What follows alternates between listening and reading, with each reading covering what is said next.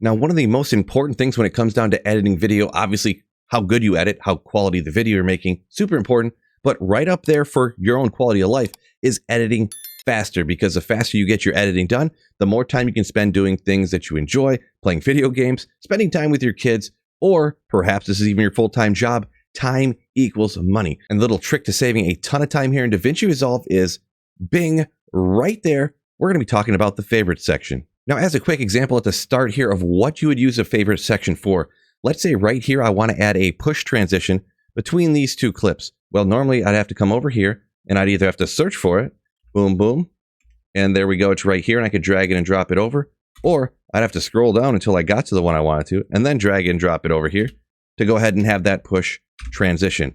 But if you go ahead and add it to your favorites, it's right here. It doesn't matter where you're at, what you're looking at, it's automatically right there at your fingertips to grab and drag and drop. Now, it is incredibly easy to do that. I actually have some personalized transitions that I went ahead and made myself, and we'll scroll down to where it's at.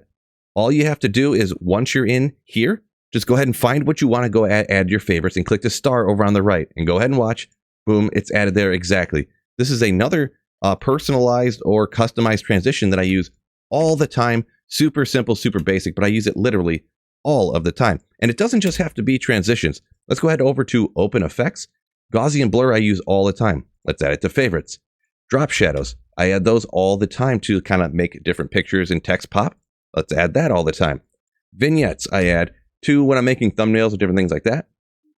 Let's go ahead and add it. So there it is. Now we don't have to search around for the things that we use all the time.